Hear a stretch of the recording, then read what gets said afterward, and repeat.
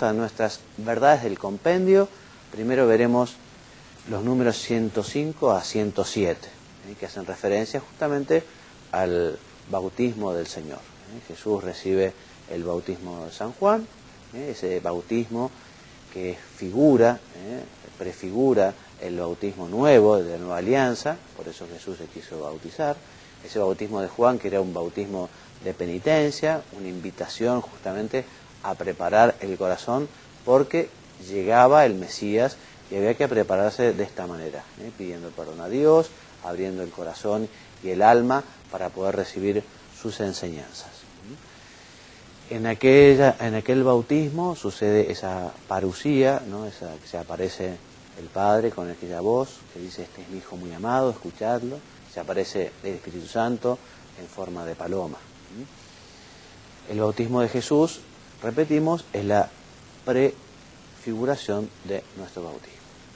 ¿Y qué dice el compendio del Catecismo sobre las tentaciones? Por un lado dice que recapitulan, o sea, recuerdan las tentaciones de Adán en el paraíso y también las muchas tentaciones del pueblo de Israel en el desierto. Con la diferencia que Jesús supo, como no hizo Adán, y como hizo muchas veces el pueblo de Israel, supo rechazar esa tentación. Jesús rechazó y no se dejó tentar por el gran mentiroso que no tiene empacho en citar la Biblia, citar la Sagrada Escritura para tentar. Y hoy el diablo sigue también teniendo ese tipo de estratagemas, ¿no? Capaz de citar algo de caridad incluso para a uno hacerlo tropezar y ofender a Dios, ¿no? Muy bien. Y nos dice el compendio que nosotros recordamos en la Cuaresma, ese tiempo de preparación para la Semana Santa, para revivir la Semana de la Misericordia Divina. En la Cuaresma recordamos especialmente esos 40 días de Jesús en el desierto, esos 40 días de Jesús en oración, esos 40 días de Jesús preparando su vida pública. Muy bien. ¿Qué nos dice el compendio respecto del reino de Dios? Jesús invita a todos los hombres a entrar en el reino de Dios. Aún el peor de los pecadores es llamado a convertirse. El reino pertenece ya aquí en la tierra a los humildes. A ellos les son revelados los misterios del reino de Dios. Por eso nuestro apostolado de alguna manera es tratar de que el reino de Dios ya traerlo aquí a la tierra. Porque cuando nosotros nos portamos bien, cuando somos buenos hijos de Dios, estamos consiguiendo que el reino de Dios esté aquí en la tierra. Estamos llamados a implantar el reino de Dios, a traer el reino de Dios, viviendo como hijos de Dios. Y sobre todo para prepararnos para el reino de Dios definitivo, que es justamente nuestro destino eterno. Bueno, más verdades del compendio. Y seguimos entonces con la liturgia. Y ahora nos preguntamos, ¿quién celebra? ¿Quién celebra? Y el compendio nos explica y nos dice que el que celebra es el Cristo total, el Christos totus, porque celebra Cristo cabeza y celebra Cristo su cuerpo, que es la iglesia. O sea que el que celebra la liturgia es el cielo y la tierra. Y acá dice el compendio, en el cielo, Mónica, celebran la liturgia los ángeles, los santos de la antigua y de la nueva alianza, en particular la Madre de Dios, los apóstoles, los mártires y una muchedumbre inmensa que nadie podría contar, de toda nación, razas, pueblos y lenguas. ¿Y en la iglesia en la tierra? Celebra la liturgia como pueblo sacerdotal, en el cual cada uno obra según su propia función en la unidad del Espíritu Santo. O sea que cuando participamos de la misa, tengamos presente que efectivamente también participa la Iglesia del Cielo. Entonces, en la Santa Misa está especialísimamente presente la Santísima Virgen. También están las almas del purgatorio, por las que rezamos y ofrecemos sufragios. Y podemos imaginarnos que hay tantos ángeles en el momento de la Santa Misa adorando y alabando a Dios. Nos enseña el compendio también, o nos recuerda el compendio, que la Iglesia es un pueblo sacerdotal, porque todos los bautizados tienen ese sacerdocio que nos identifica con Cristo de una determinada manera.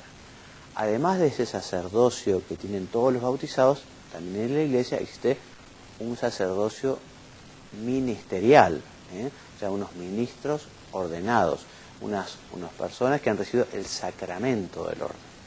Entonces, en la liturgia participan tanto los ministros ordenados con el sacramento como el pueblo que también tiene ese sacerdocio, ¿no? ¿Y el catecismo cómo lo dice, Mónica? Los bautizados se ofrecen como sacrificio espiritual. Los ministros ordenados celebran según el orden recibido para el servicio de todos los miembros de la Iglesia. Los obispos y presbíteros actúan en la persona de Cristo cabeza. Muy bien.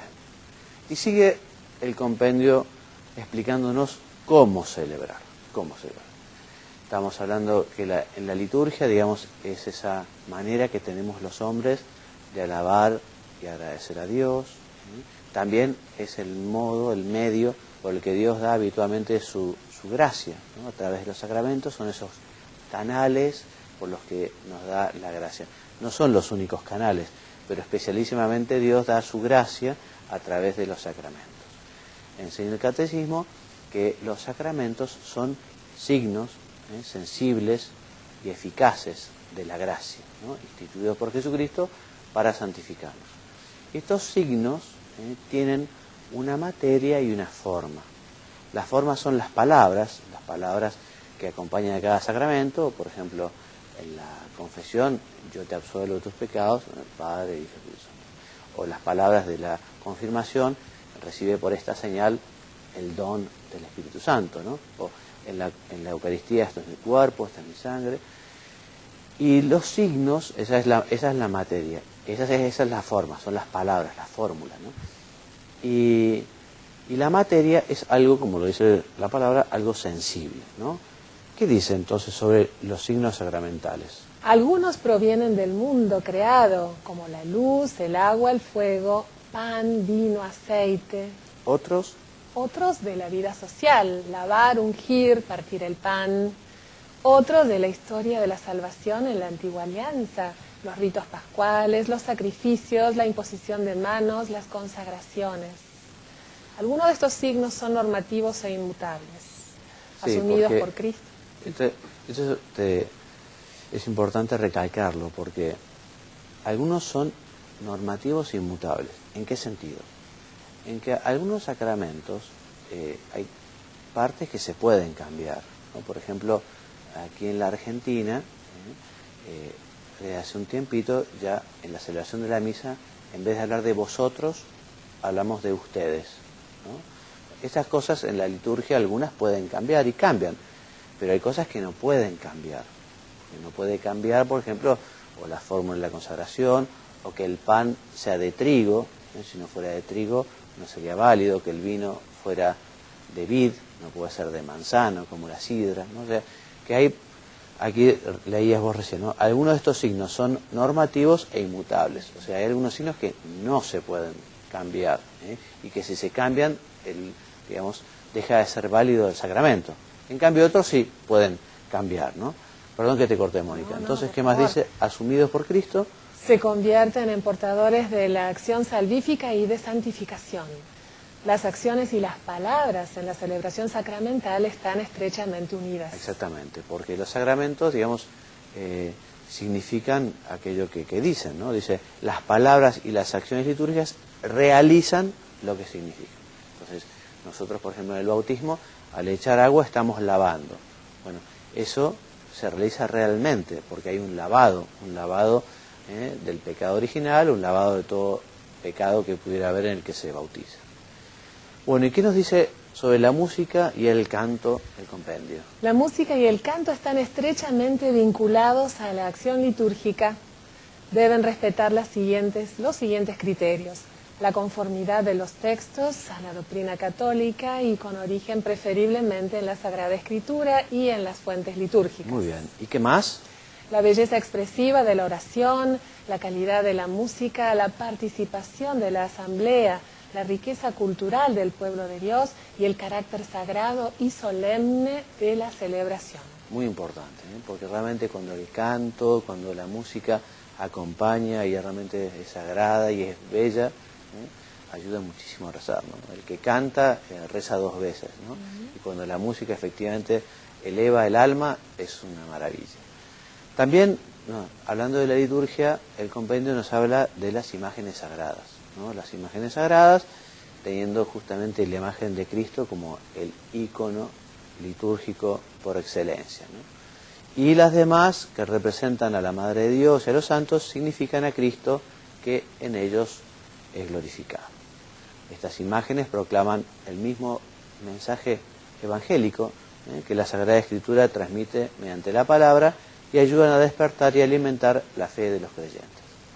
Y es bueno ser muy devoto de las imágenes. Obviamente nosotros no adoramos a las imágenes, no adoramos ese pedazo de yeso o de madera o esa escultura. Nosotros adoramos a la persona que representa esa imagen, ¿no? Es algo lógico, ¿no? Como aquel novio que tiene una foto de su novia, no está enamorado del papel, sino de la persona que justamente nos recuerda esa fotografía, ¿no? Muy bien, Mónica, entonces, en pocas palabras, ¿qué nos vas a contar hoy? En pocas palabras, gracias, Padre Juan María. Tenía ganas de comentar algo. Es importantísimo que tratemos de hacernos el rato. En 40 minutos lo podemos hacer a diario, rezar el rosario. Ahí ahí vamos a reflexionar, y sobre todo si reflexionamos y meditamos cada misterio del rosario con tranquilidad, haciéndolo con calma, en 40 minutos se reza. No es tanto, y hace muy bien, te hace muy bien al alma, y te hace muy bien para ser ese cristiano que seguramente vos y Dios queremos ser. Si pasamos a la otra imagen, vamos a leer juntos lo que nos dice este sacerdote franciscano del País Vasco, capuchino, el padre Ignacio Larrañaga, que seguramente han escuchado hablar de él. Él nos dice que el rosario es muy importante y nos ayuda mucho a abandonarnos, porque meditamos en cada misterio momentos importantes de la vida, tanto de Cristo como de María. ¿Qué significa eso de abandonarse? A veces escuchamos, ¿no?, que te dicen, bueno, vos abandonate en los brazos de Jesús y de María y olvídate. Bueno, ¿qué quiere decir esto? Y nos dice el padre Larrañaga: abandonarse a la voluntad del Padre no significa cruzarse de brazos y esperar, sino hacer de nuestra parte todo lo posible para solucionar las dificultades y necesidades. Y a la hora de los resultados, cualesquiera que sean, entregarse en las manos del Padre. Esto es lo que María, Mamá del Cielo, nos enseña. Y sobre todo agrego, a partir del rezo del rosario te va a ayudar muchísimo a aceptar la voluntad de Dios, que es lo que veníamos hablando desde la semana pasada. Vamos a seguir con este tema. Muy bueno, muchas gracias, ¿no? Y recomendarles también que traten de hacerlo en familia, ¿no? Como tantas veces recomendó el Papa Juan Pablo, y recordando aquello que la familia que reza unida permanece unida.